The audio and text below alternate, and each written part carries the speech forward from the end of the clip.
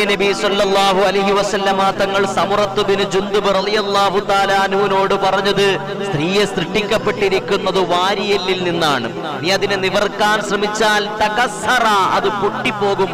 അതുകൊണ്ട് ഫദാരിഹാ തഅശ്ബിഹാ, അവളുമായി പൊരുത്തപ്പെട്ട് ജീവിക്കുക, അവളുമായിട്ട് സഹിച്ച് ജീവിക്കുക.